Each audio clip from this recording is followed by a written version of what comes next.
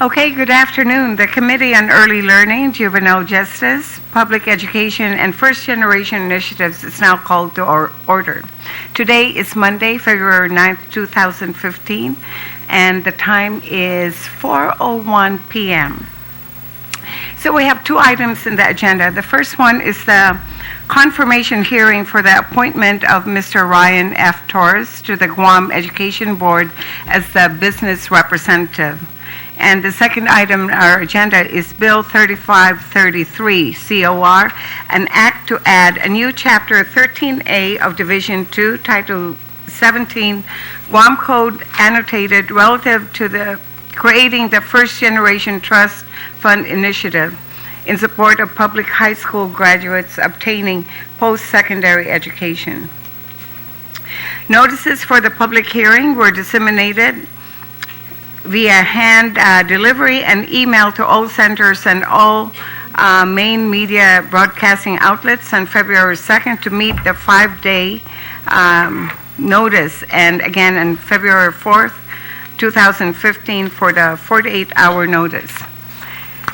I would like to first of all acknowledge my colleagues.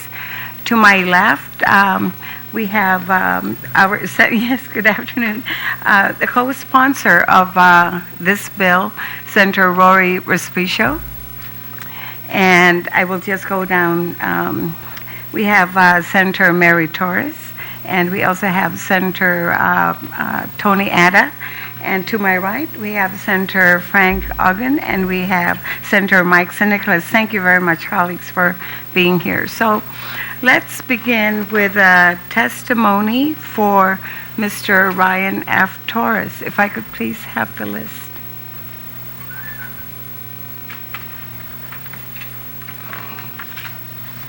Okay, so we have listed here Peter Alexis Ada, Ryan F. Torres, if you can come up as I call your name, Kenneth Chargoloff, Lou St. Nicholas, and Mary Gutierrez.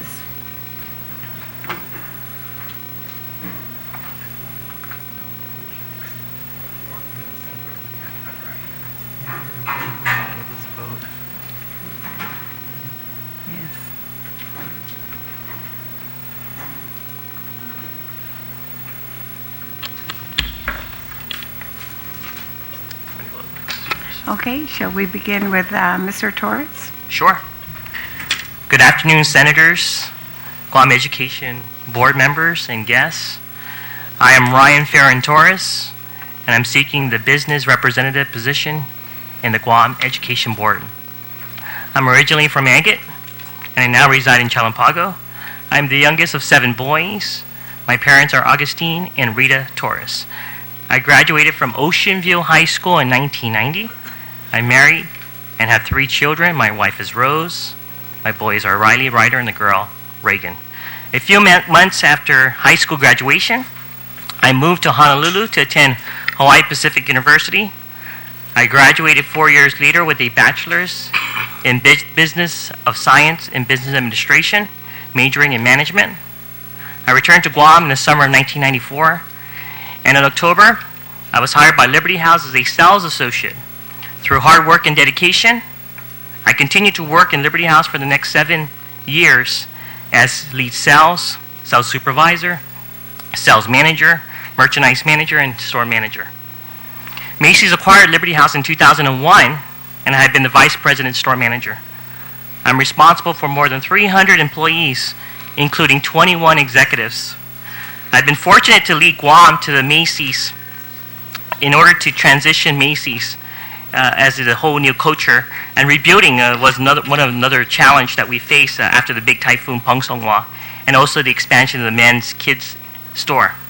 My experience with the Guam Education Board goes back to 2007 to 2008. I was a non-voting member representing the Guam Chamber of Commerce. It started with Chamber of Commerce Education Committee with Eloise Baza, Carl Peterson, Laura Ikata, Greg Perez, and John Bouchard. The success of that experience is the management audit of the Department of Education. I hope to contribute positively to Guam Education Board using my business experience of leading change for growth and driving results. You can expect from me open and honest communication to the public, the board, and the education leadership team. If successfully appointed to the Guam Education Board, I expect to gain a better understanding of the challenges, root causes of our public students and school administration face. I'm committed to providing solutions and resources to overcome the challenges. Our island's economy is growing, and we need our children to be ready for many career opportunities we have here. As leaders, we must prepare our children to take those opportunities and lead our island. I thank my family, Governor Calvo, and you for considering me for the opportunity to be the business representative to the Guam Education Board. Thank you. Thank you very much, Mr. Torres. Mr. Alexis Hatter. Buenas and good afternoon. Once again, Madam Chair, committee members of the Education Committee, senators of this august body, ladies and gentlemen. My name is Peter Alexis Ada, Chairman of the 7th Guam Education Board.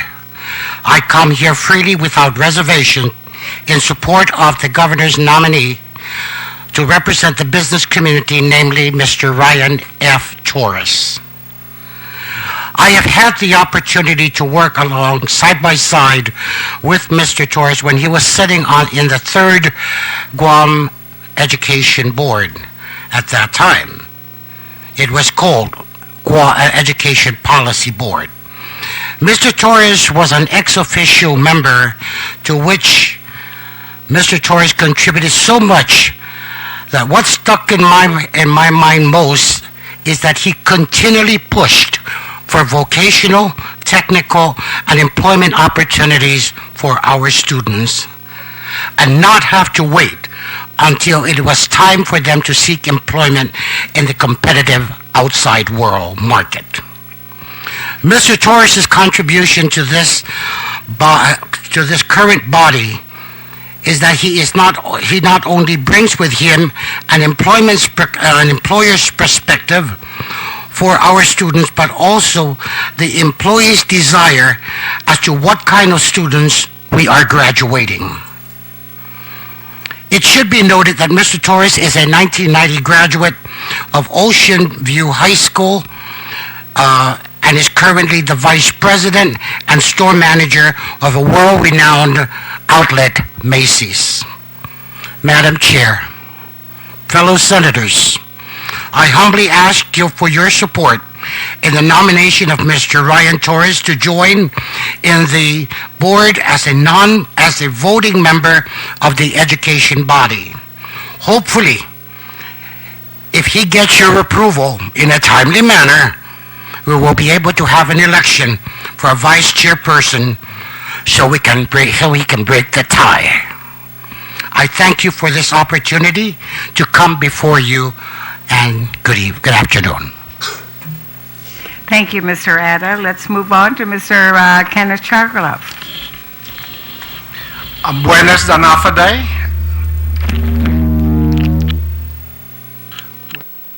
Madam Chair, Dr. Underwood, and members of the 33rd Guam Legislature. My name is Kenneth P. Chargolov, and I retired as an educator from the Guam Department of Education after 33 years of government service. I am also a parent in the Guam public school system. I am here this afternoon in support of Mr. Ryan Torres' nomination as the Governor's newly appointed member for the Guam Education Board representing the island's business community. I have known Ryan for about 29 years, both professionally and personally. Ryan attended Ocean View High School from 1986 to 1990. I had the privilege to be his high school principal during those 4 fun years. In 1990, I had the honor to have awarded him his high school diploma in the open field of the school campus, overlooking the undulating waves of the agate shore. As his former principal, I also had the opportunity to observe his academic talents and involvement in the school's baseball team. He is a bright and highly intelligent man who is also engaged in a myriad of school programs, including his participation in the annual Solid Gold performance. I also had the occasion to have worked with him in my capacity as the former Associate Superintendent Secondary Education when he served as an ex-officio member of the Guam Education Policy Board. Ryan is very respectful, hardworking, and committed professional to our Guam public school system. Upon completing his high school program, Ryan pursued his college degree in Honolulu, Hawaii, and graduated in 1994 at Hawaii Pacific University with a Bachelor's of Science degree in Business Administration with emphasis in Business Management. By every standard, Ryan exceeds my expectation as a young man who started his career from a sales associate for Liberty House to now as the Vice President Store Manager for Guam Macy's Corporation. I would often meet up with Ryan at Macy's on the floor, greeting and meeting with customers, and as well as providing leadership and management as he moves throughout the store. I observe how he interacts with his staff and customers, and have nothing but the highest admiration for his professionalism and dedication to his work. He truly exemplifies superior leadership skills complemented with premium operational management abilities in order to meet the corporate's mission. He is highly motivated to meet demanding tasks and objectives and the core mission of the corporation while performing his civic duties as a public servant when he was serving as a member of the Guam Policy Board. He is a man with the highest degree of integrity, conviction, commitment, and passion to the public service and education, to public service. Madam Chair, again, thank you, and I humbly ask for your favorable support and the members of this legislative body on Ryan's confirmation to the 7th Guam Education Board. Thank you, and Sidus Masi. Thank you, Mr. Charglove. I would like to recognize Speaker Wanpat, who is here with us, and she is also a co-sponsor of Bill 3533. Thank you. Thank you. Okay, we now ask for Ms. Lou Nicholas. Thank you. Madam Speaker, Madam Chair, Senator Ruspicio, Senator Torres, Senator Ada, Senator Ugun, and Senator St. Nicholas, thank you for gracing us with your presence at today's nomination hearing for Mr. Ryan Flores. It is not too often that I appear before the legislative body, but today I felt that my time and effort to come before you to support the nomination of Mr. Ryan Torres to serve on the Guam Education Board is very well worth my time. It is a very humbling and exceptional experience to share with you the big heart that he has for the children in the public school system. Mr. Torres graduated from the public school system, known back then as Ocean View High School. The year was 1999 through 2000. When I first met Mr. Torres, I was then the principal of F. Bilion Guerrero Middle School. I asked if he would be willing to adopt the school and focus on the academics. We had numerous discussions of what that could look like. From an instructional point of focus, I wanted the students to be given the opportunity to observe and experience what it is like to see the Macy's store in action without sacrificing their instructional time at school. That experience must be connected to skills and learning standards. The next task was to find a teacher that was willing to take on this project and provide supervision on Saturdays. The project did take place on Saturdays. There was no doubt in my mind that the two outstanding teachers that I could trust to carry out this project were Mrs. Gwen Nelson Taimanglo and Mrs. Marian Lujan. Without hesitation, these two teachers gave up their time and energy to make this project work and be successful. I was hoping to see Mrs. Taimanglo, but as you know, she's a middle school teacher and does not get out at 3:45, who would be more than happy to elaborate on the details of this project. Her own positive experience speaks of volumes. We also held meetings with parents of the students to gain their support and approval. The selection of these students were left to the decision of the teachers, but most of these students were those who needed nurturing and encouragement, and a self-worth that they could accomplish any goal they have set their mind to do after high school. Mr. Torres was elated to have these students in the store, and most importantly, how they could connect their learning experience into the classroom setting. We were all very grateful for this opportunity, as it was a once-in-a-lifetime experience for these students. I was then transferred to the high school. We continued our partnership efforts, focusing on finding employment for the special needs students as we prepare them for the transition from high school to independent living, and for those students on a half-day schedule. Again, the opportunity to learn and work was beneficial for the students. Mr. Torres also opened a world of opportunities for clubs and organizations, particularly during the Christmas holidays, allowing them to wrap presents for the customers. Years later, I ran into Mr. Torres at Macy's, and he was so proud to share with me that a student in the FB Leon Guerrero Middle School project called him for an advice, bringing back memories from his experience. As he was sharing that phone call with me, he was beaming with excitement. That phone call from that student was a testimony of the impact he has made in the lives of our students. Having had the experience in working with Mr. Torres led me to believe that he is honest, reliable, caring, conscientious, and courteous. Certainly, his big heart extends beyond the walls of Macy's. I trust that the information I have provided will be helpful in your decision to confirm Mr. Ryan Torres. I ask for your expeditious decision so that the Guam Education Board can vote for a vice chair at the next regular board meeting scheduled for February 24, 2015 at 6 o'clock p.m. I thank you for this opportunity. Buenas and sizu usmaase. Siju Ismaasi, Mr. Nicholas, and now we ask for Maria Gutierrez. Good afternoon, Senators. I don't have a written testimony because I'm going to speak from my heart of what I know of Mr. Torres. Mr. Torres has been on the Education Policy Board as an ex-officio. He has demonstrated his professionalism, his honesty, his integrity, and a team. I try my best to make sure I'm here today. As Senator Underwood said, no matter what, please be there. So I asked my doctor, please, I need to be there. As you know, Senators, the position has been vacant since Mr. Francis Santos' term expired.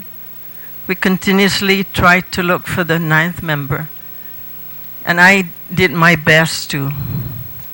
And one day I was at Macy, and I just saw him and I said, he has to be him.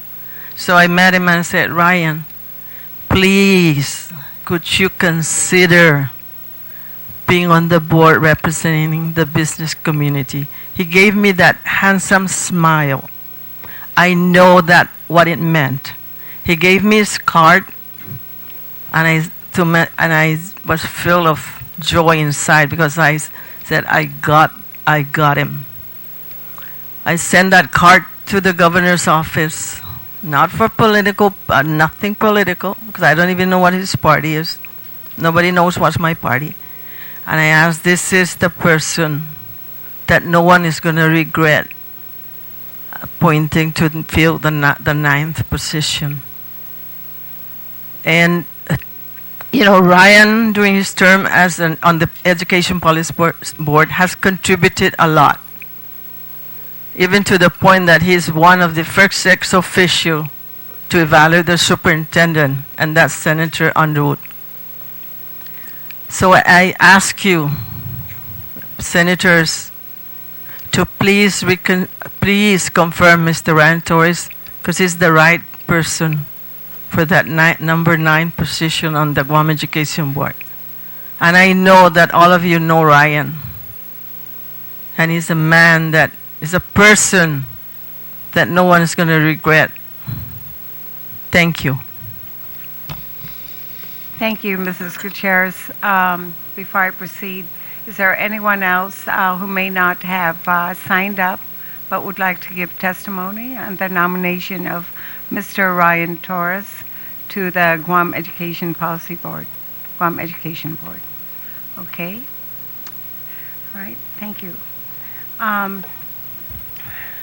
just have a couple of questions, Mr. Torres. What do you think the top 3 policy issues are for the Guam Department of Education in light of what you know about the department? Wow, that's a tough question. There's a lot of information circulating in media, and I think one of those are the budget that we need to provide the education system so they can really have an adequate education for every student. I think the budget, in terms of making sure that we go through it and it is adequate, that we can fulfill the school facilities, the administration, the students, of course, that they have the necessary resources.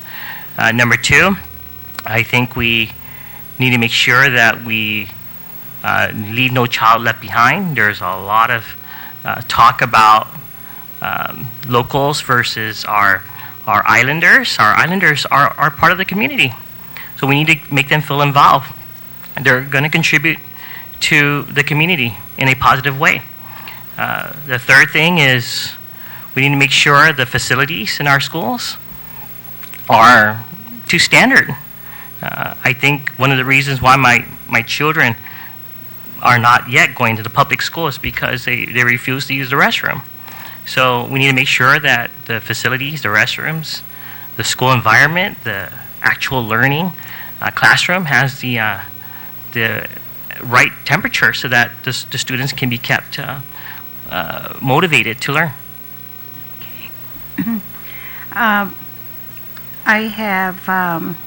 I know that if you have identified those 3 main issues, then you must also know about the positive aspects that you have observed of the Department of Education. Can you enumerate a couple of those, or what you view as the positive aspects of the Department of Education? Well, it's led by a great superintendent. I had him in my store doing a reading program with one of our special summer events. I think his communication is very clear to his leadership team. I think we need to hold everyone accountable to what they're going to deliver in terms of whether they're in the administrative office or in the classroom. I think we need to hold the teachers also, making sure they're progressing every student and not leaving, again, any student left behind. But there's a lot of good people out in the educational system. We need to recognize them and use them as a resource to teach others who are not at that level of performance. Okay, thank you very much. I'd like to ask if any of speaker first. Thank you very much, Madam Chair. You know, we're looking at a form in which, of course, you had filled out, in order to be sent here. And it's very different from the other forms that we're accustomed to, because we can read, of course, your professional background and your employment and all that, but it doesn't really speak to you as a person, so to speak. So I'm going to refer back to the old questions on the old application forms. Sure. And they're very easy because you know yourself very well. The one question would be is, can you describe to us what your strengths are as, an individual in your line of work, and how then you can use that as a board member? Communication. Every day when I meet with my leadership team, we need to make sure we have a goal for the day and that everyone contributes to achieving that goal and getting all associates and managers involved in achieving that goal. we need to make sure that communication is continued throughout the day, because we have people that are coming in the afternoon and evening.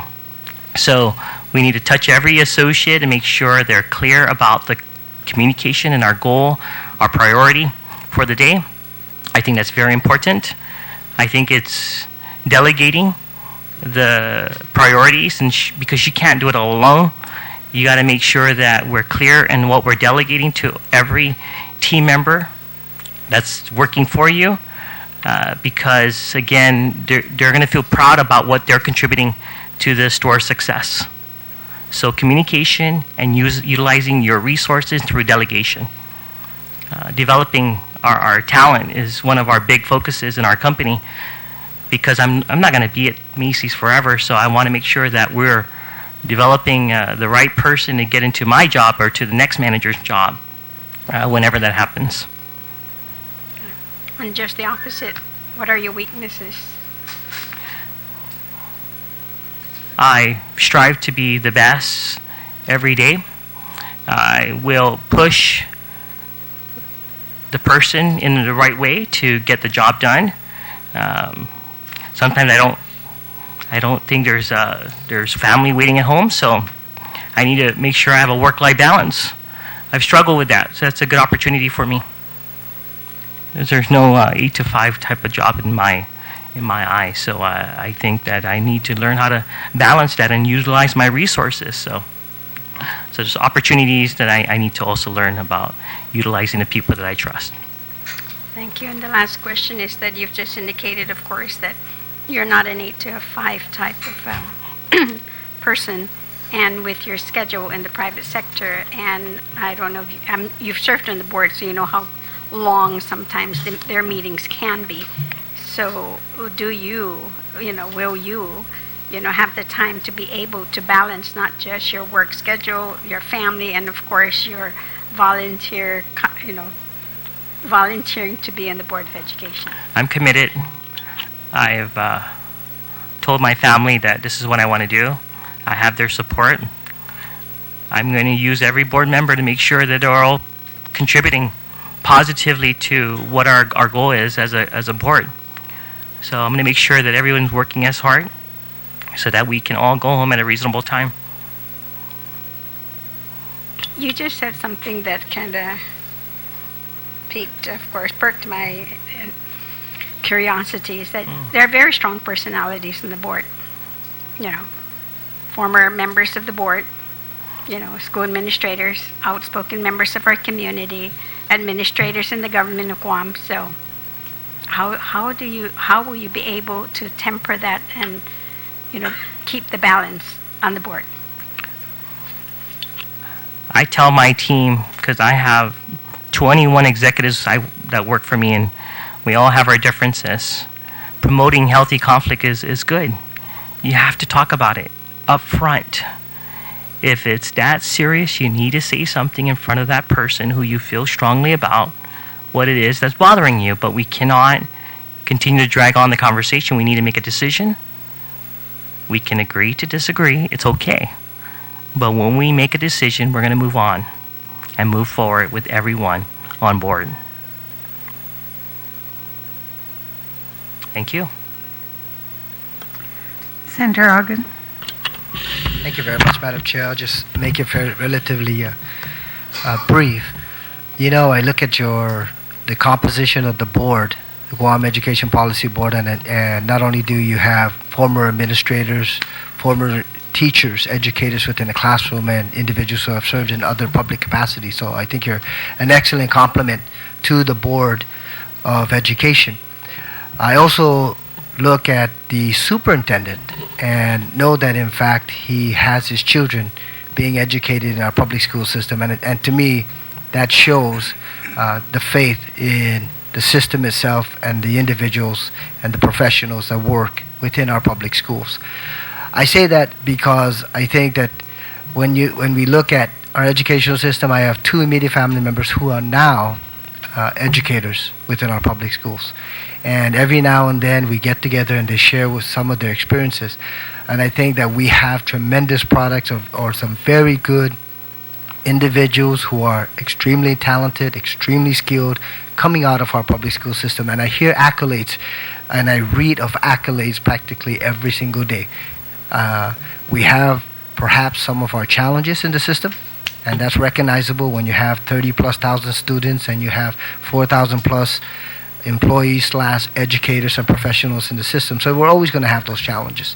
But I just want to say that and tout really our public school system. You're entering into an arena where you're going to serve our community in the largest institution that the island of Guam has, and that's our public schools.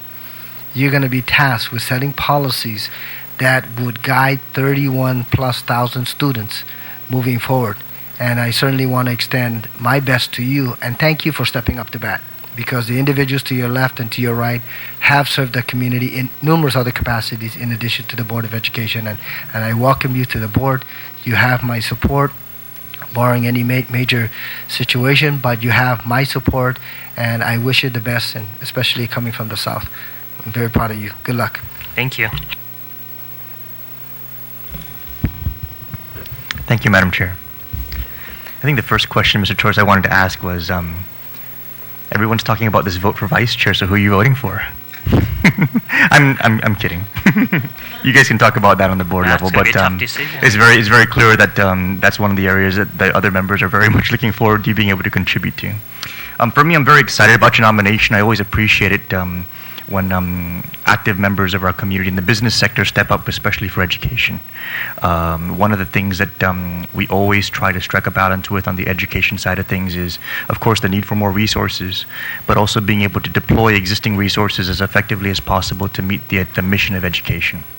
And with your experience as a store manager at your level with Macy's, I mean, not only do you oversee 300 employees, but you also have to make sure that your prices are at a level that your customers are willing to accept, that you move inventory at a certain rate in order to remain profitable, that you maintain the facilities at a certain level in order to be attractive for your customers to come in and basically give you their money for your product.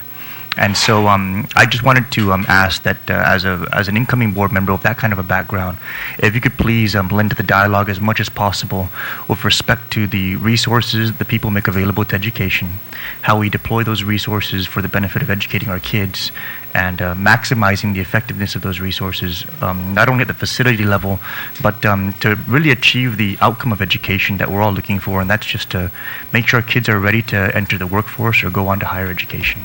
And you have a really great chair and vice chair here who you can definitely look towards for that kind of guidance, as well as other members on the board who will guide you very well. They've been educators and members of the education community for a very long time. So I think you've got the right team to join, but I think you're also going to be an excellent addition with your own background. So I'm very much looking forward to your contribution. Thank you, Mr. Torres. Thank you.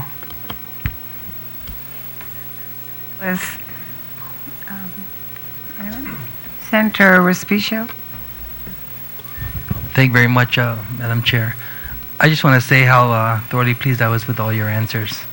Speaker Wampat asked very good questions, and your spontaneous responses certainly speaks to your capacity, your intelligence, and your people power skills to be able to move the Department of Education forward. I agree with you that we have an excellent superintendent of education. We have great individuals, dedicated teachers that go above and beyond whether or not the resources are there. They do whatever is necessary to meet those challenges, right? And so when you said that in 2007 you were on the board as a non-voting member, who would have thought that in 2015 your first vote, all eyes are on, and would be the most significant vote that you would have to cast. It's not, you're in a very difficult situation, but certainly you'll be able to come to terms with that decision. You have someone who I believe just said that they gave you your diploma, and you have another person here who said that they made the recommendation to the governor. So they're both excellent skilled in their own presentations, and so I certainly support you. I can't wait to vote for your confirmation on the floor, but beyond just deciding on finalizing the complement for the board, the leadership, every decision that you're going to have to make together with the other board members certainly is always going to be difficult. And whatever I could do to help, just let me know. But I certainly support you. Thank you. Thank you. Thank you, Senator Respicio. Senator Torres? Ryan, I just want to congratulate you for a very good presence here today. I've seen you work the floor at Macy's, and I think that one of the things that's special about you as an individual is you not only support and mentor your employees, but you reward them accordingly, and I think that's important. One of the things that I found good about your answers is you pointed out that facilities are important, and I think that as a mother, as a parent, and I know that you have some sensitivities to your children's responses to environment. Environment does make all the difference in terms of whether someone flourishes or not. You have to set the right environment and precedents, but I think also you're part of the Board of Education composition is good for providing a role model for many of our aspiring students as well. And I'd like to encourage you to keep up that smile and that positive attitude. I think that in times of diversity, it's what keeps everybody moving towards the right objective. And I think that in addition to your expertise, your professionalism, your candor and your energy, positive energy, is definitely going to be a plus for the Board of Education. So congratulations. I wholeheartedly support your nomination. Thank you. Maasi. Senator Ada? Mr. Torres, thank you for answering the governor's call to serve on the education board. It's coming in and doing the education board in addition to your work at Macy's. It speaks volumes of you knowing how to juggle and manage your time so that, like you said, hopefully everybody at the board will be able to go home at a reasonable time, a reasonable hour. And I look forward to working with you and the board, and hopefully that we'll be able to work out these things and the issues that you did bring up on what your three priorities and that you saw that were important to you. And hopefully that as a community, as an island, that we'll be able to address those issues one issue at a time. But we'll get there. And you're absolutely right. No child should be left behind. And all our kids should be able to move forward. But I support your nomination, and you have my vote, and I hope that we'll be able to get you on the February 17th session. So hopefully we'll be able to do that. Thank you, Madam Chair. Thank you. Senator Ada. So once again, Mr. Torres, congratulations, and thank you for accepting the nomination to the Guam Education Board. I think that actually exhausts all those who have wanted to testify on behalf of the nomination of Ryan Torres to the Guam Education Board. Okay.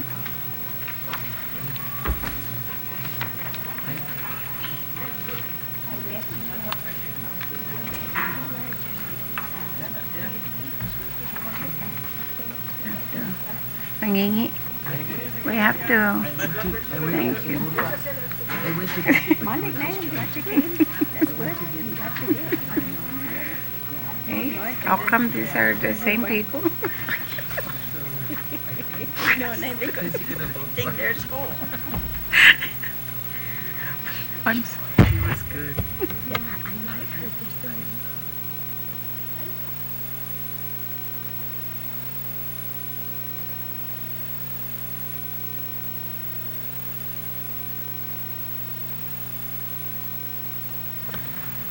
Okay, our next item on the agenda is Bill 3533, COR, an act to add a new Chapter 13A of Division 2, Title 17, Guam Code Annotated, relative to creating the First Generation Trust Fund initiative in support of public high school graduates obtaining post-secondary education.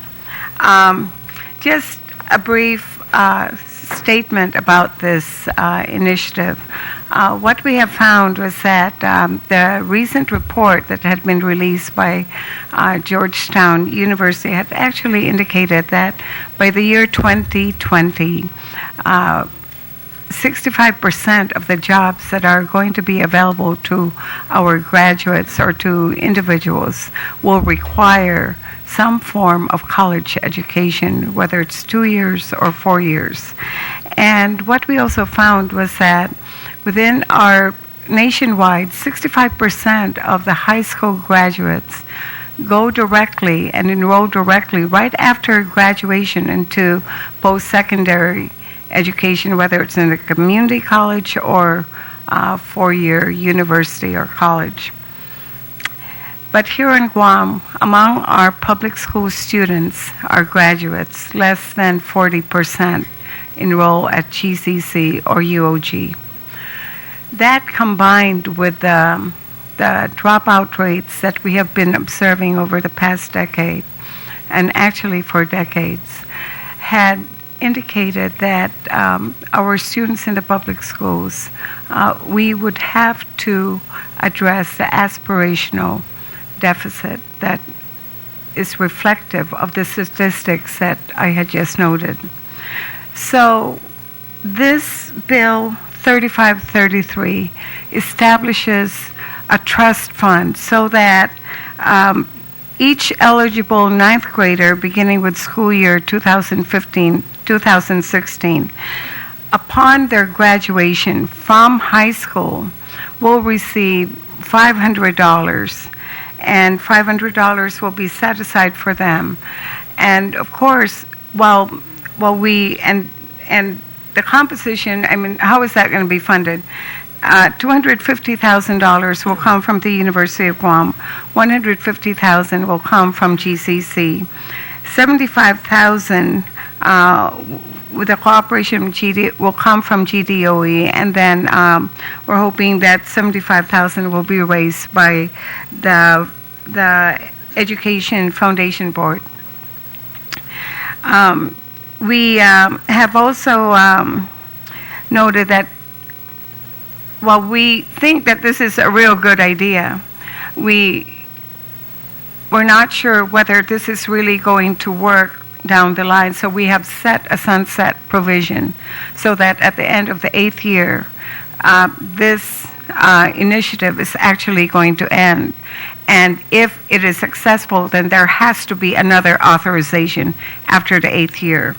So those are the key components of this bill. The nice thing about this too is that if it is passed, the parents and the students can deposit into the individual accounts, and private businesses whom the students may have worked for could also deposit into the individual account. Of course, before this bill was, when we introduced the bill, there were certain questions that were automatically raised by stakeholders, and those had been primarily from our Education Foundation. Had made it known to us that they are supportive of the bill, but there are questions that we need to address relative to their status as a nonprofit organization, and also on the type of support that they will get if they are to actually manage the funds. So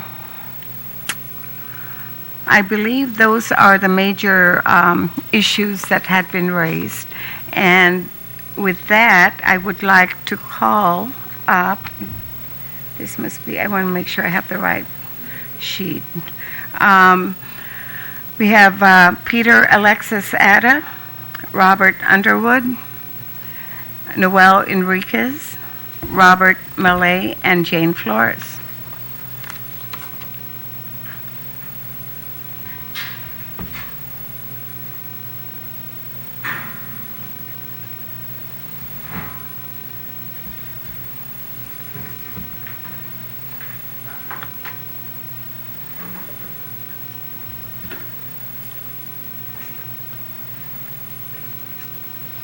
Okay, Mr. Atta.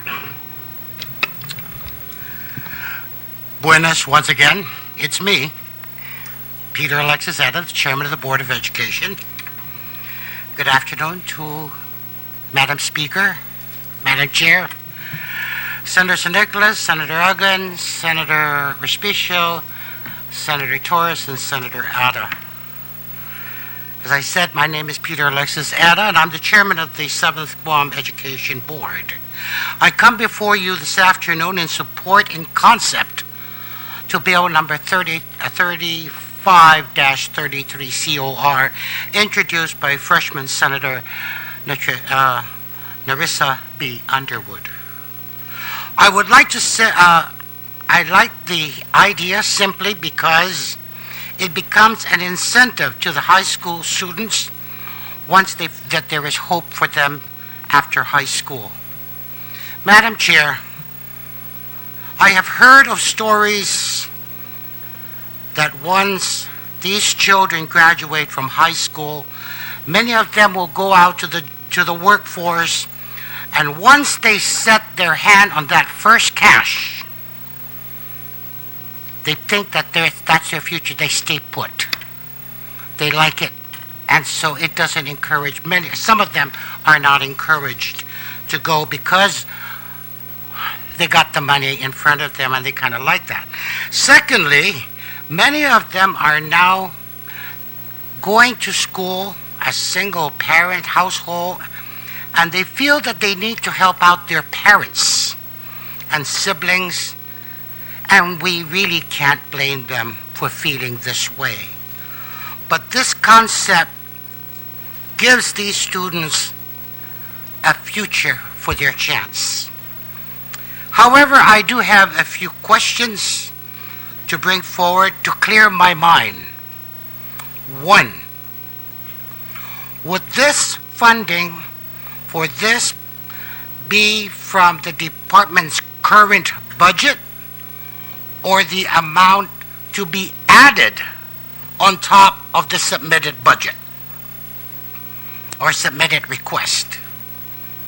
What happens if a child attending post-secondary education drops out, then what, for whatever reason? What would this be an investment lost, or would it give the student the opportunity to continue on the next semester? Third, would this be open for all, or as a criteria set would be established within the intent of the legislation? And lastly, would this be only for U.S. citizens and permanent residents?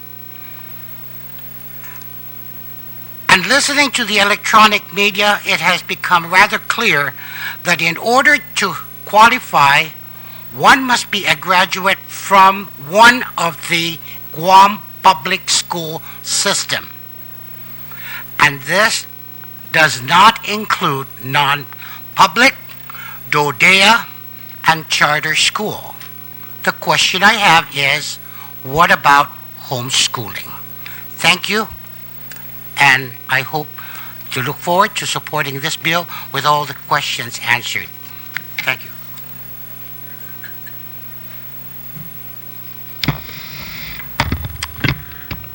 Madam Chair, members of the committee, I am proud to lend my support to Bill 3533. This is an innovative approach to increasing post-secondary enrollment in Guam. We know from many national and international trends that enrollment in tertiary institutions is no longer just desirable. It is necessary for young people to have the opportunity to become self-sufficient. Whether it is the Georgetown University Center for Education and the Workforce, which is quoted in the legislation, or the Bureau of Labor Statistics, or the National Center for Educational Statistics at the U.S. Department of Education, it is clear that enrollment in post-secondary institutions is on the rapid increase, and for today's high school students across the country. Some 65% of all American high school graduates go directly to college. Unfortunately for Guam, post-secondary attendance from our public high school students is approximately 25% below the national rates. We used to point out to statistics that college degrees enable young people to earn at least $1 million more over the course of their lives than those without degrees. in the world of the 21st century, and as we look out to the society and the economy of 2020 and of 2030, post-secondary attendance is no longer about entering the job market at higher levels. It is about entering the job market itself. Specialized training, advanced degrees are entry-level requirements for an increasing number of positions. The old way of thinking was that secondary education prepared one for a job or for college. Today's world requires us to prepare for a job and college at the same time. The old distinction between a vocational and a college track is no longer meaningful or helpful. We have to prepare everyone for the realities of the future and not the conditions of the past. Bill 3533 offers financial incentives by name to individual students in order to encourage, facilitate, and spur greater post-secondary education enrollment. It doesn't guarantee that it will succeed. It just guarantees that there will be an opportunity to attend. This is the unique nature of this bill. This legislation establishes an account for each eligible child by name and gives everyone the same opportunity to begin the conversation and planning for a post-secondary future. This will lead to conversations about college at least 3 or 4 years earlier than many experience now. This will lead to increased conversations between high school and college educators about what needs to happen in order to prepare for the young people in their care for their future. This will lead families, especially families where college attendance seems somehow unattainable, to think about it and start making inquiries. This will force post-secondary institutions like the University of Guam and Guam Community College to begin conversations with their prospective students earlier than in the past. This investment seems minimal, very minimal, in comparison to the benefits not just to the students, but the economy and society of the future. A unique feature of this bill is that if the funds are not used for the intended purpose, it will go to someone else who will use it. It isn't a giveaway. It is an investment. For the first couple of years, I'm sure that there will be many, many issues to sort out. But the actual enrollment in the post-secondary institutions based on this bill does not occur until 4 years after enactment. The university stands ready to assist to ensure that the proposed legislation is successfully implemented. We do so in the fulfillment of our responsibility to provide opportunities for self-sufficiency in the future. We do so in the recognition that a society that does not prepare its youth for the future economy will suffer the consequences of uneven economic growth and opportunity. Thank you for the opportunity to testify on this bill, and I would like to point out that the University of Guam is making the greatest contribution to this. I don't think the chair had anything to do with that, but it helped make it. Well, and thank you, Dr. Underwood, and you can increase that as well. Sure, thank you. So we now have Noel, Chairman of the Foundation for Public Education. Noel Enriquez. Good afternoon, Chairwoman and Speaker and Senators. As Chairwoman mentioned, my name is Noel Enriquez. I'm the Chairman of the Foundation for Public Education, Inc. In order to make sure I have all the issues that need to be addressed, I'm going to read an email that I sent to the Senator. Thank you for meeting with us on February 5th, 2015 to discuss the extent to which the Foundation for Public Education may participate in execution of Bill 3533. As we discussed, the Foundation wholeheartedly supports the intent of the bill, which has potential to further achievement in a wide cross-section of Guam youth. Bill 3533 contemplates the Foundation's involvement in the following capacities. The Foundation shall have custody of the First Generation Trust Fund, which includes developing and managing the fund's portfolio of funds. The Foundation shall invest a minimum of $75,000 to the fund annually beginning FY 2016. The Foundation may enter into a memorandum of understanding with DOE, GCC, or UOG for grant writing, support, and development. The Foundation shall submit an annual report of the activities of the initiative and the fund to the Governor and the Legislature. The foundation shall promulgate rules and regulations within 120 days upon enactment, and then the foundation will be audited annually by the OPA. During our meeting, you mentioned that one of the goals of including the foundation in Bill 3533 was to jumpstart the foundation's activities and provide a regular source of funding for its initiative. The foundation appreciates your consideration for participation in execution of the bill and requests your input on the following factors, which will aid the foundation in determining its capacity to fulfill the functions contemplated in the bill. 17 GCA 13101, the Foundation for Public Education Act of 2009, authorized the Superintendent of the Department of Education to establish a nonprofit corporation that shall be separate and apart from the government of Guam and the Department of Education for the purposes of being able to accept private gifts, donations, endowments, services in kind, grants, and other money which may be offered in support of the Department of Education. Though the Act envisions an independent, non-governmental foundation, the Act further purported to regulate foundation business from its administrative costs to the composition of its board of directors to the publication of foundation books and business. The Act further contemplated that the foundation submit reports to the legislature on a quarterly basis, all of which are in excess of Guam law governing nonprofit corporations, and expressly conflict with the legislative act of establishing a foundation that is separate and apart from the government of Guam and the Department of Education. In an overabundance of caution, the foundation was established independent of the act by a board of directors composed of private citizens entitled to create a nonprofit corporation, and is intended by its board to constitute an independent nonprofit corporation subject only to the local and federal law governing such entities.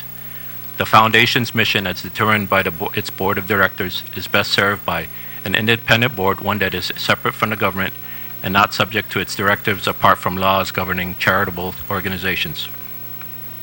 Though the foundation functions independent of the Act, it fulfills the primary functions stated therein to the extent they do not conflict with the purpose of the nonprofit. Bill 3533 brings the conflicting language of the Act to the forefront, and we request further guidance and input as how we can fulfill our anticipated obligations under the bill while preserving the foundation's position as a non-governmental nonprofit organization intended to effectively and efficiently support the students and teachers of Guam Department of Education. The board of directors for the foundation cannot resolve its position on Bill 3533 without resolution of these issues, which are central to the foundation's functions pursuant to the bill and in the foundation's future activities. We have identified the following items for your consideration. Does the bill conflict with the self-governance of the foundation as a nonprofit corporation pursuant to the foundation's articles of incorporation? To the extent that the Act applies to the foundation activities, does the bill conflict with the Act's directive that the foundation be separate and apart from the government of Guam? The Act also provides that the board of directors for the foundation shall establish articles and bylaws relative to operations and programs through which gifts are granted back to Guam Department of Education. The bill would substitute the legislature's judgment for the boards regarding where to direct its funding and resources. Does the bill intend to repeal that section of the Act and revert decision-making authority for the foundation to the legislature? How does this affect the foundation's status as a nonprofit corporation? The Act also intends for foundation activities to generate contributions to benefit the Department of Education. Bill 3533, by design, benefits incoming college students at the University of Guam and Guam Community College. How do we ensure that the bill is consistent with the bill's core mission? To the extent the legislature intends to make funding decisions for the foundation, how do we resolve procurement issues that will arise for future foundation business? The bill directs the foundation to promulgate rules and regulations to govern implementation of the bill, which suggests a government function for an established nonprofit corporation. How do we resolve this conflict?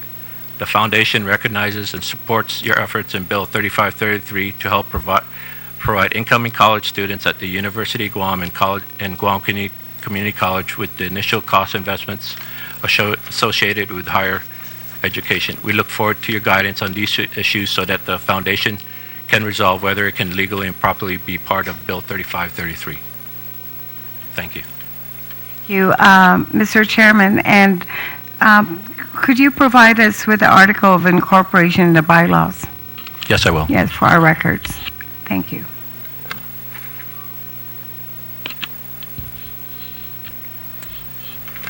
Yes, Mr. Millay, thank you. Thank you, Madam Chair, Speaker Wampat, members of the 33rd Guam Legislature. I want to thank you for allowing me an opportunity to provide testimony on Bill 3533 that will create the First Generation Trust Fund to support our public high school graduates pursuing post-secondary education, to which I offer my full support.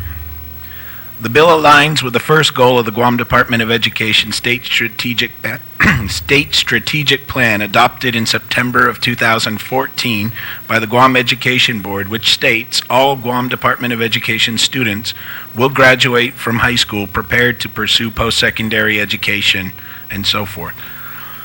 Providing students with a funding source to apply for their post-secondary education, as Bill 3533 intends to do, will help serve as validation of the number of students that are prepared to do so and provide financial assistance as a positive incentive.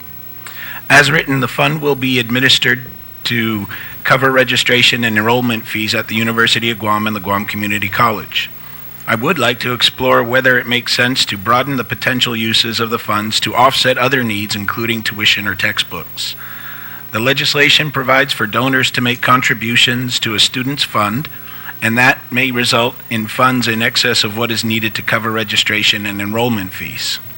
In this case, we would recommend that the legislation be amended to ensure that graduates be allowed the full benefit of the funds contributed on their behalf by being able to cover as much of their first-year college costs as possible.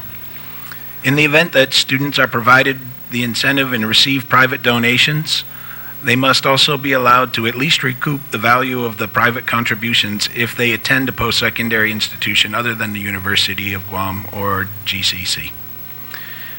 It is my understanding that the Foundation for Public Education, Inc. will be determining the details, rules, and logistics as they relate to the program. We are committed to working closely with UOG GCC and the Foundation to ensure that the program works as intended, is manageable, and serves the best interests of our graduates. As a 501c3 organization, the Foundation will understandably need to ensure that the initiative, because it is a government-funded and subject to terms of legislation, does not compromise its tax-exempt nonprofit status. But we believe that it is possible to construct the legislation in a way that does so. And lastly, I would ask for consideration that contribution to this fund from the Guam Department of Education be made in addition to what the department will need to operate the public school system. In our last fiscal year, we received $234 million in our appropriation to support the department needs, and the Guam Education Board has already requested supplemental funding for fiscal year 2015 to meet our full operating needs. My name is Robert Millay. I am a parent of public school children, and if I calculated correctly, at least 2 of them would benefit from this initiative. So thank you for allowing me to provide this testimony. Okay. Thank you, Deputy Superintendent Rob Millay.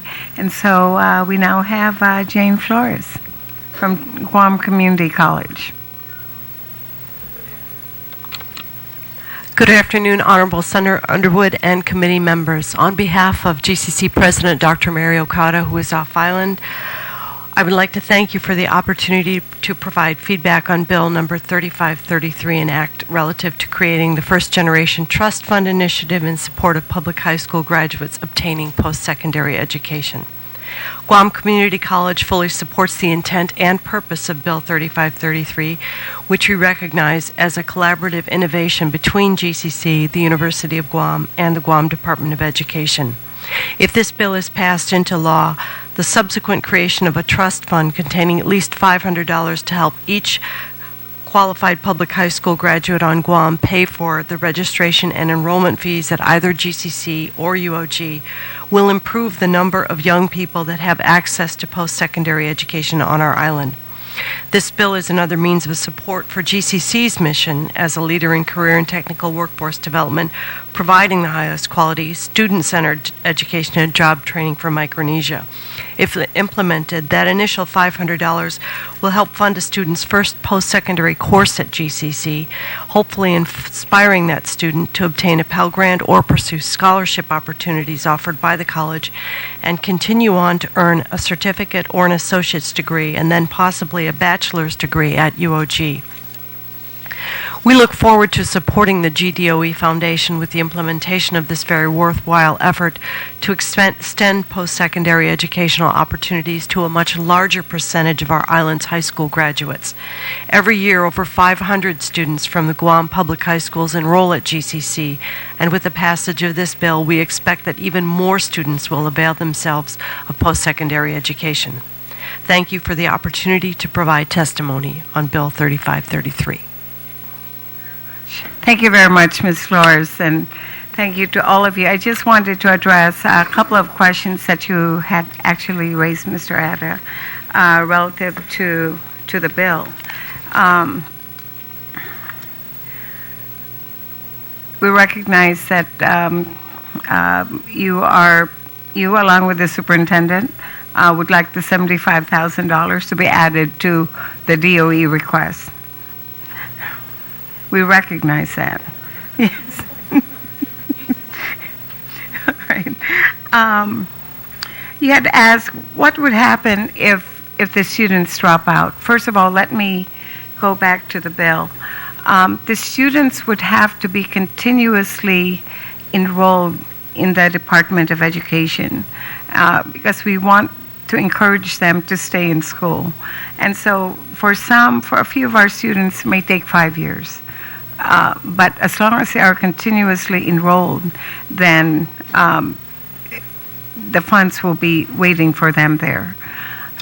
Senator, to be more specific, the question is if the student was successful in obtaining those funds for post-secondary, and for some odd and strange reason something happens that they had to withdraw for whatever.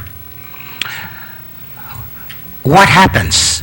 Does this legislation give them that opportunity to either pay back and then pay back what they didn't complete the last semester or last year, and they would like to continue on or leave, carry on from where they last left off? That's a very good question, and that's really part of the administrative provisions that would need to be developed. Yes, absolutely. I also wanted to clarify that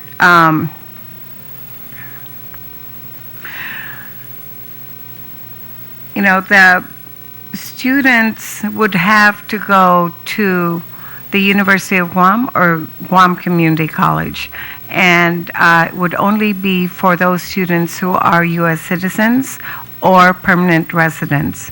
That's the same requirement that had already been used by the post-secondary institutions for other scholarships. So we're using the same thing. In terms of the charter school, being that it is actually publicly funded, that they would also qualify, but we might need to actually specify that in the law, and I'm glad that you brought that up. That was one of the questions. Those are public institutions. And the other one is, what about students from homeschooling? They wouldn't. Just as long as it's clarified. Yes. Okay. Okay. All right.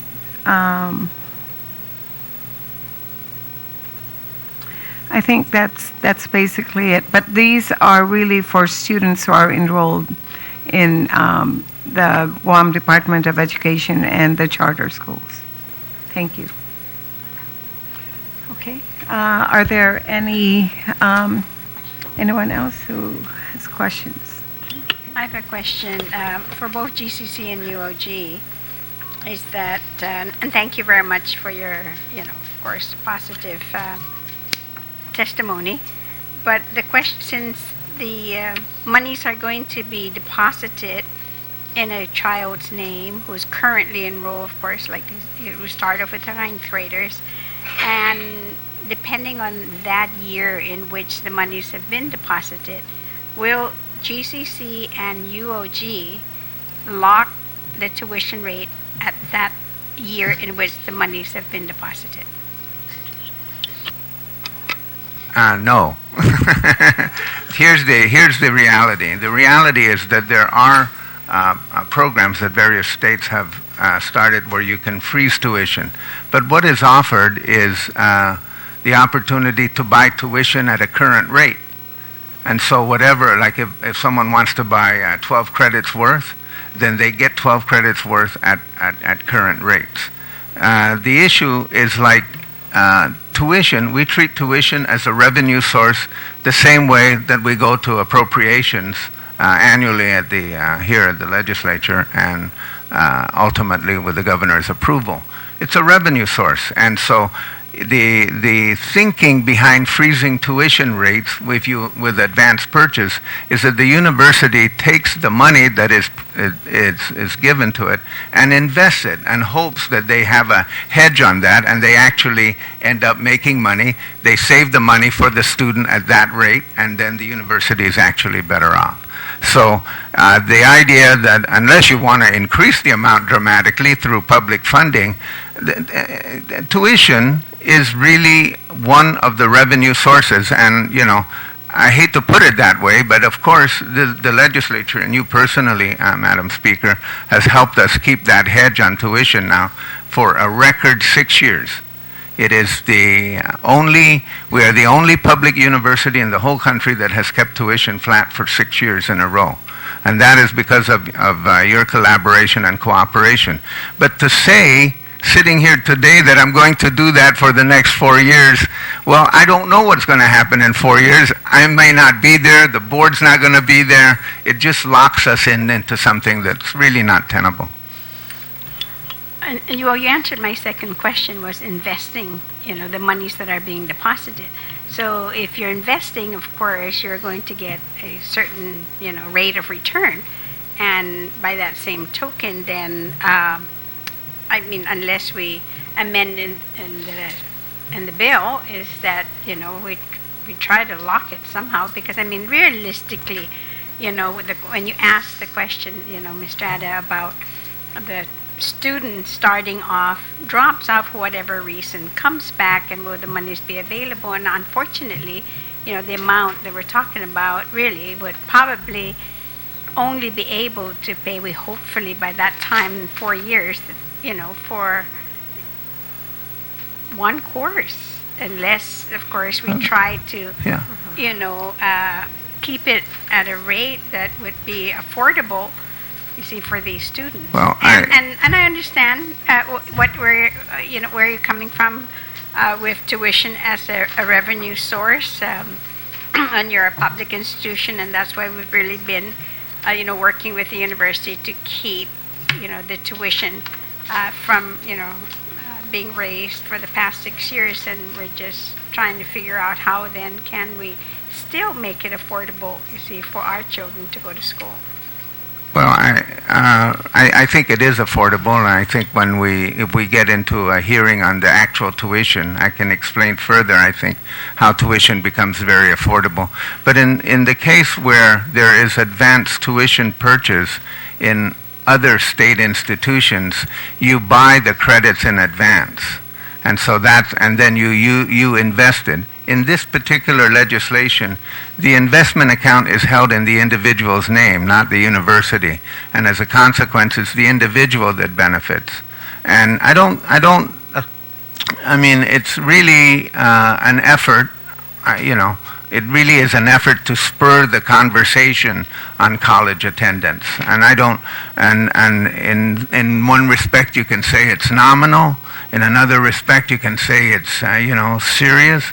But I hopefully we'll either get enough appropriations or sufficient increase in revenue and tuition in order to keep the tuition flat for another 4 years. But we're sitting here, and I just want to respectfully make this point. We're sitting here 4 years in advance, and these are every every budget is an annual exercise in which you look at your appropriations and your revenue. If you set aside money for tuition and you say that you can purchase 10 credit hours or 20 credit hours at this rate and it'll be held flat, and that money was given to the institution in advance, then they can turn around and make sure it's a hedge. They may come out ahead, they may come out a loser, but at least people understand that that's within their management. I just think it's not really viable to say that we're going to hold tuition flat 4 years in advance for this particular bill. Well, I'm glad we're having this conversation because it's definitely something that I would like to continue. And you weren't the president of the university at the time when I introduced legislation to allow for that, where families can actually purchase, for and lock in a tuition at the university. But we haven't had any takers. See, that's the point. The point is, it sounds like a great idea. We're going to now have 3,000 takers. Well, Thank you. Thank you. Speaker Wonpet. Sorry, you're at GCC.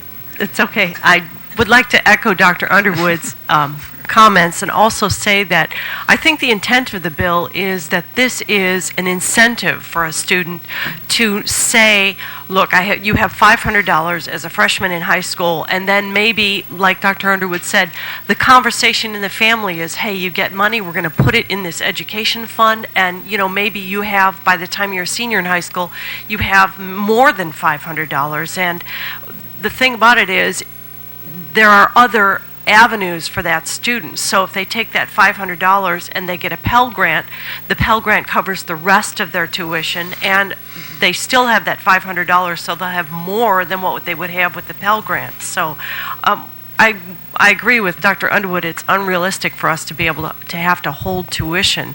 But just the fact that this bill is starting the conversation and giving the student an incentive to I have started a college fund on my behalf, I think is the intent of the bill, and it's going to go far.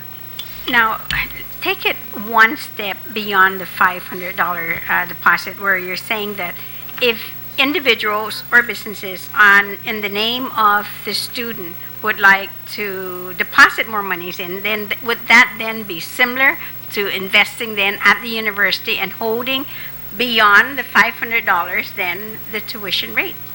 I don't, we can have this conversation Okay, a long time, but I would have to respectfully say no, because the money that we're talking about here is held by the individual. The money that you're talking about in advance purchase is held by the institution. Then we can freely invest it, and that's a different process altogether. Okay, I'll let it go for now. All right. Well, President Underwood and Ms. Flores, you do understand that where we are coming from really is really just to give our students as much benefit as possible. So it's like an added value. We're giving you the 500, and so Speaker Wonpet really just is trying to advocate for our students. Add more value. Add more value. Which I understand. And which I agree. I agree with Speaker Wonpet. And I would like to say also that what Jane has pointed out, what Ms. Flores has pointed out, is that this also changes the equation a little bit, because some 60-70% of our students, I think a little bit more at GCC, are on Pell Grants. So this actually increases that. That's an added value as well, in addition to all the other conversations that are going to go on. One more, I'm sorry. You have the TRIO program, and those are like first generations Both as of well. us, yes. And GCC has Yes. the same thing as well. So then that means then that the children then in essence really could go beyond the one course, one semester, if they're enrolled in your TRIO program. Is that correct? They could. Okay. They could. All right, They could. thank you. Thank you, Speaker Wonpet. Thank you, President Underwood and Ms. Flores. Do we have? Okay. Okay, we have. I just wanted to bring up, you mentioned that about 67% of the students are already on receiving Pell Grants? Over 60% at GCC, and I think 60 to 70 at UOG also, yes. Okay. And then one of the intents of this bill is to jumpstart student enrollment. What could you tell us is the rate of graduation for students that enroll both at GCC and UOG? What is the graduation rate, the percentage rate of those that initially enroll versus graduate? Our graduation rate at UOG is about 30% after 6 years. And you know, it becomes as a surprise to people to note that most four-year institutions talk about a graduation rate after 6 years. The national average is around 40%. Ours is about 30%. Ours is just a little bit lower, similar though, and it is due to, as Dr. Underwood said, you know, GCC is a community college. Our student clientele are a little different. Most of them work full-time, have families, have to take one course a semester, 2 courses a semester. So persistence rates are difficult. So you would see this sort of an initiative as a cause that would benefit both institutions, and anything it has to that do with gives students an incentive to enroll in college, because a lot of times the conversation we're finding with our College Access Challenge grant program is that there is no conversation at home, especially but with first generation students. There's just no thought that you're going to go to college. And when you say, yes, you are going to go to college, this is an incentive, and they take that first course and they get the fear out of, you know, going to college, Right. the fear of filling out the FAFSA, the fear of all of this is mitigated. Then that's half the battle. And the community college facilitates that, because obviously if 60% are receiving some sort of financial aid with your guidance, then that's a good indication of your commitment to seeing them graduate. We're trying. Yeah. Good. Yeah. So and I appreciate Ms. Flores' comments on this, because the objective here is that many times we think that young people don't have this conversation until, like, right now, May's graduation. So now some people are starting to think, geez, what am I going to do after graduation? Mm-hmm. I hadn't started thinking about it. But the $500 investment is about trying to force that conversation a little bit earlier. It also is not just a conversation, I think, between the individual student and their families. It forces a conversation between people who work in the high school and people who work at GCC, people who work in the high school and people who work at UOG, because now we become, in a sense, recruiters. And now we're having that conversation a lot more often. And, you know, there's a little friendly competition with our sister institution. But that's okay. But that's part of the whole process, so that young people will start thinking, what is appropriate for me and my personal goals, which they don't, I have to say that a lot of them don't have right now. Correct. It could also spur a conversation about money management, which many households also need. Thank you. Senator Torres? Senator Respicio? Thank you, Madam Chair. Well, certainly the bill is quite simple, and it's forward-thinking. Madam Chair, I wanted to generate some conversation with the Public Education Foundation, where Mr. Enriquez raised a lot of valid questions, and maybe the only solution, I understand probably the authors intend to want to be inclusive, but I think the questions you raised are very valid, and I don't see any way around it other than maybe carving the foundation out from this particular initiative. Certainly you said that you have some level of autonomy that's created by statute, and your fundamental question is how does this affect the foundation's status as a nonprofit corporation? So I agree with your position. I want to recognize your very respectful and polite approach. So I just don't, maybe we can generate more conversations, but would you be, I guess my question is, if there is no getting around the questions that you raise and the concerns that you have, other than to carve the Public Education Foundation out of this initiative, would you guys be okay with that? the main thing is we want to make sure this bill is successful. So whatever will work, Yeah. we'll respect that. Yeah, okay, thank you. Thank you, Senator Respicio. We have Senator St. Nicholas. Thank you, Madam Chair. I just have two questions for the higher education institutions. I know that when you fill out your FAFSA, students have to declare income and assets and all those kind of things. Because these monies are proposed to be held under the student's name, would it have any possible adverse effect on their being able to be eligible for any kind of federal financial aid or grants or student loans? Because I know that there are some existing college savings programs like 529s that already have it written into their regulation that those assets are to be regarded at in a certain fashion so as not to adversely affect their eligibility for federal financial aid. So would this potentially have any kind of impact?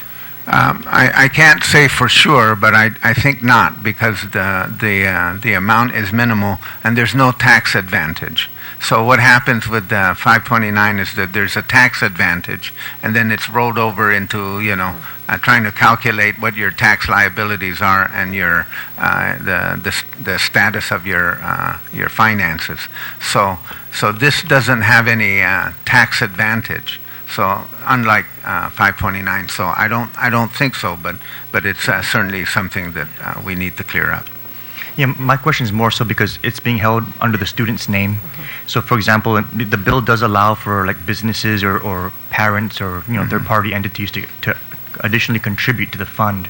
So, let's say that a grandparent puts in $15,000 for benefit of their grandchild, and how do those assets get calculated towards the child's eligibility for financial aid? I just want to make sure that we clear that hurdle so that we don't inadvertently make students ineligible for any kind of aid that they may have otherwise very good been. point. Good point, yeah. I just finished filling out my daughter's FAFSA the other day, so there is a component in the FAFSA for that. So $500 I don't think would hurt it, but 15,000, if the student's getting $15,000 from their grandparent, then they're going to go to college. So, yeah. Oh no, understood. But the thing is that we talked about financial planning, and so some households Yeah. might want to look at it differently. Right, but the initial $500, most of our students, or a majority of our students, like we both mentioned, are on Pell grants, and $500 is not going to push them over the Pell limit, I don't think.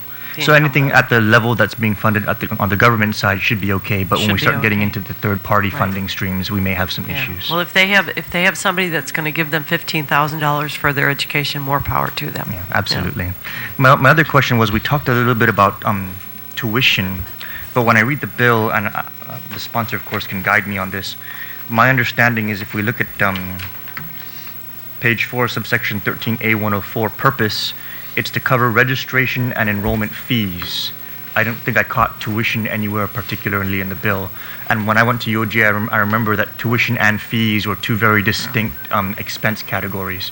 So I understand not locking in the tuition rate because that needs to fluctuate.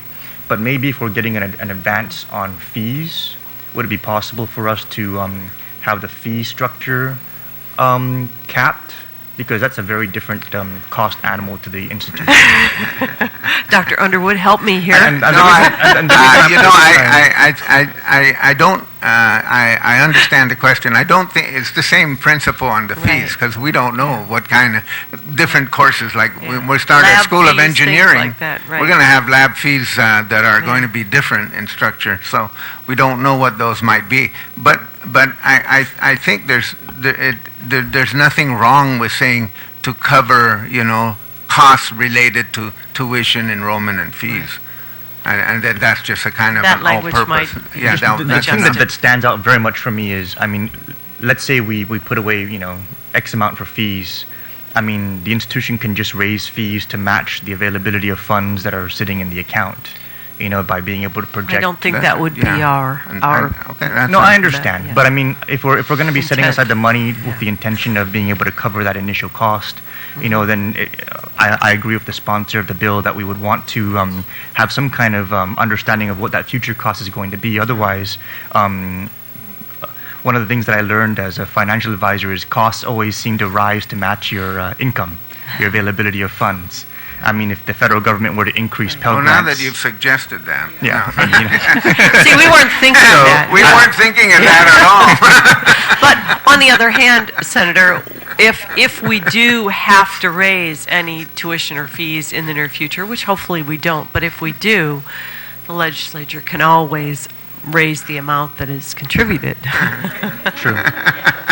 Understood. But I mean, if the discussion on keeping a limitation on tuition, I think all parties can agree to that. But maybe we can talk more specifically about at least registration, perhaps. Maybe capping the registration fee, as opposed to just all lab fees, for example. I think we can try and come to terms on something like that. So maybe we can talk more in detail about I think we can clarify because the fees that are course specific are different than the registration fees. Right. That's kind of like a health fee, and right. That's a different structure. That's pretty much easy to navigate, I think. Thank you, Madam Chair. Thank you. Thank you, Senator San Nicolas. Madam Thank Speaker. you.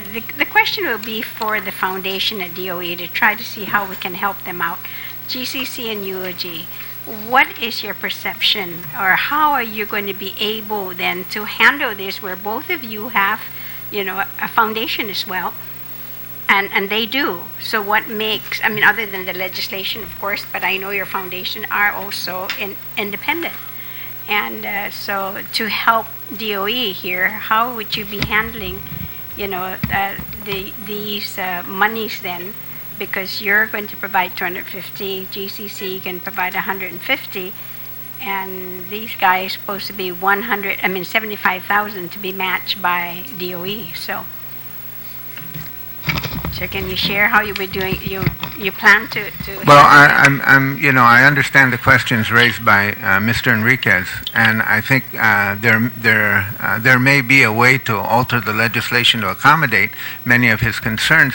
But I'm trying to deal with the issue of how a nonprofit deals with a government appropriation. Yeah. Basically, this is the issue.